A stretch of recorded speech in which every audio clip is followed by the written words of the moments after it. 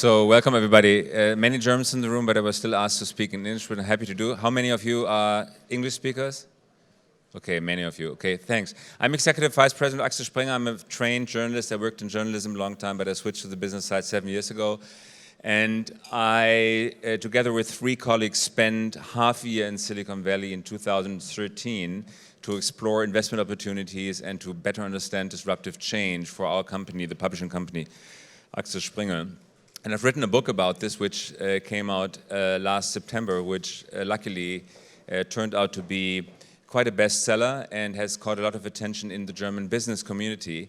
And I've been invited to speak at very many conferences in companies, associations, and different industries in Germany.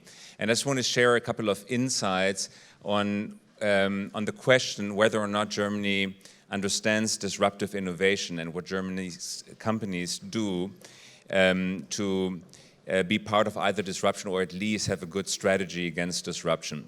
Just a couple of insights here. First of all, what really surprised me over the past, let's say, 12 months, the issue has really gotten enormous attention in Germany. I don't know of very many big companies who don't feel threatened by disruptive innovation anymore. This is true for many industries, banks, cars, manufacturing. This surprised me because 2 years back, there was almost no discussion of disruption whatsoever in Germany. Most people didn't understand the word disruption. Most thought it's the same thing as innovation. Most didn't know the difference between disruptive innovation and sustainable or sustaining innovation. Most don't.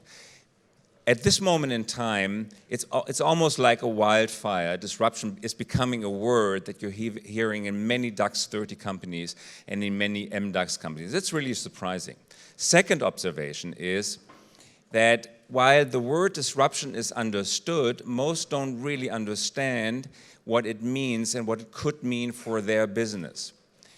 Most of them still think that digitization is only about digitizing existing processes and making them available digitally. Just to give you one example, which really stunned me. I was visiting a mid-sized manufacturing company, and they really thought that digitization means that the orders they're sending to their suppliers, which are being sent out by fax today, should rather be sent out by email. This is what they understood as digitization. They did not understand the idea of platforms. They did not understand that the platform, any platform, might be squeezing itself between them and their own customers, and that much of the value production could be caught by these platforms going in between them and their customers. So, what does digitization really mean is still a mystery to many companies. Thirdly, digitization disruption is still understood in most companies I'm seeing as a process where analog information is turned into digital information, but not as a total re-engineering of value creation change. And this is what it's all about. I have come to the conclusion personally that using the word digitization in itself is dangerous because it creates complacency. When you only think of digitization and digital markets as turning analog into bits, then you're kind of missing the message. This is not what it's all about. It is complete redesigning of value creation schemes and of mechanisms and of value creation change. If you don't understand this, and I'm going to give you an example in a second, then you're running risk of going out of business. Let me just give you one example from the banking industry and then one from the car industry. Banking industry thinks that digitization is done by giving you a better app in on your mobile phone that is probably even able to have the thumb sign-in that Apple offers you. And then it's basically it. But this is not what digital disruption is doing to the banking industry. Digital disruption means that you can send peer-to-peer money with companies like Number 26 without even going through a bank. Digital innovation means that you can get credit facility offered to you just by an SMS, and you can sign up to the contract by just putting your thumb on your iPhone. It means that when you wire money to a friend, it gets there instantaneously. Just think of it. When you wire in Germany, when you wire money on a Friday afternoon at 5 p.m., it won't be getting to your friend before Tuesday morning. Why? Why is the money not getting there, even though computer systems would be perfectly able of transmitting the money right away? When you think of disruptive companies like TransferWise, who offer you sending money to other currencies at very cheap prices and very quickly, when you think that even today, even in digitally enhanced companies and banks, you're still being asked to pay, when you're sending 1,000 euros over to the United States and want to convert them into dollars, you're paying roughly 30 to 40 euros in fees sending it, and the receiving bank roughly charges you 10 to 15 US dollars just for receiving the money. TransferWise is disrupting this business. So digitization of all processes doesn't do the trick. And even those companies in Germany who understand that there is a digital disruption threat coming on don't really get the message that this is all about completely redesigning your value creation schemes, otherwise you're out of business. Give you an example from the car industry. Car Industries is very proud to be opening their navigation systems to Apple and Google. But they're not really aware that they're letting a platform in at no charge, which will squeeze itself between the consumer and themselves. Much of the value creation in the future in a car will be done by the platform on the screen, because this is a most perfect device to influence your shopping behavior. The car is the vehicle that is bringing you to the point of sale. And you're a good target for advertisement when the car is driving you, especially when it's a self-driving car, to the next shop. So advertising on that platform screen will be very important, and the lead generation that is happening on your way to the point of sale will be very valuable in the future. And when you just do the math of it, the money we are all going to spend on these platforms in cars in the future will probably be worth much more than the depreciation of that car in any given moment in time. So this is a message that the car industry has not really wrapped its head around. Still a lot of work to do at this point. Fourth observation: how do companies that are at least a bit aware of digital disruption, how do they react these days? The most common reaction is, let's travel to Silicon Valley. There's a huge travel industry emerging, taking companies to Silicon Valley. And they all have kind of the same travel scheme. It is always top management going for 3 to 4 days.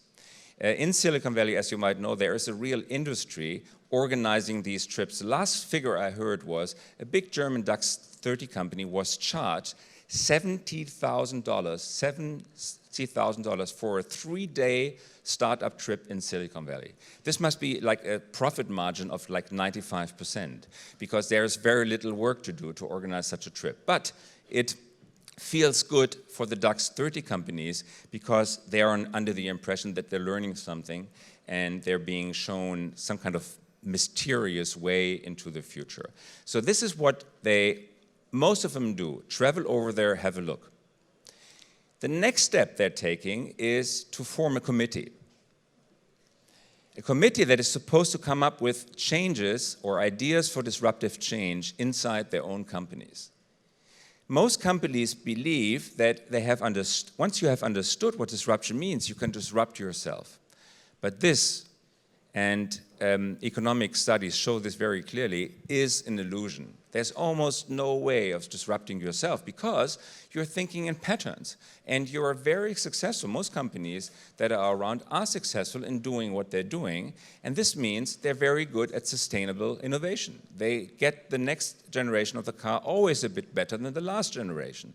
And when you do this all day long, it's virtually impossible that overnight you kind of think about or have this brilliant idea of how you can destroy the business that you are building up all through the day. This is very difficult, if not impossible. But most companies go down this avenue, form the committee to come up with disruptive ideas. And this is dangerous. Why is it dangerous? Because it gives you a feeling of security where still you're in danger. Because chances are that you will, even though you're drawing up a long list of disruptive ideas, you will never, on that list, have the one disruptive idea that is going to kill you in the end. Most likely, the list will be comprehensive, but will not contain the one attack that will destroy you. Disruption is always unexpected. It comes from corners that you can't even imagine. Disruption mostly comes from people who understand nothing about your industries. The media industry has been disrupted by people who haven't worked in media before. Same is true for the car industry, for the banking industry. These people are free of knowledge. They don't bear the burden of intimate knowledge of your industry. This is why they have a clear and new view on what you should be doing. They see inefficiencies where you don't see them, and they find solutions to get rid of these inefficiencies.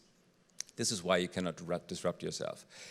And at this moment in time, German industry, as I see it, is in the process of trying out to disrupt yourself, but there are some companies who are really top of the curve, in front of the curve, who have understood that you cannot disrupt yourself and the work by committee doesn't simply work. And these companies are forefront, but they're very few in Germany. And the hope for the German economy is that there will be more companies of that like. Let me just give you one example to wrap up. The steel trading company Klöckner, and I feature them in my book, they're really interesting because they feel that the business of steel trading, just imagine steel, can be disrupted by digitization and can be blown to pieces.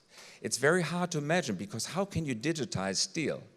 It's very difficult, but when you come to think about it, I don't want to bore you with details, but they have come up with an idea how to completely destroy their own business, and they have decided to do it themselves. So Klöckner is building a platform that is designed to destroy its own business, and their CEO, his name is Gisbert Rühl, is doing everything that is needed to fund the cannibalizing attack on its own core business. So he wants to be the platform that everybody trades on, and that kind of makes the traditional steel trade unnecessary or at least inefficient.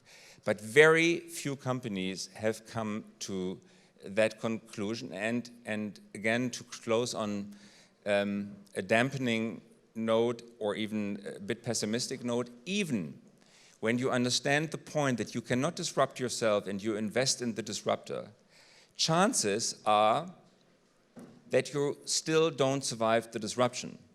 Because when you, as legacy company, invest in the disruptor, you still have this brain pattern, this recognition pattern in your mind that kind of frames your thinking. So there is a higher degree of misallocation of capital even when you do this than from companies who don't understand anything about your trade and take a very fresh and novel view at what you're doing.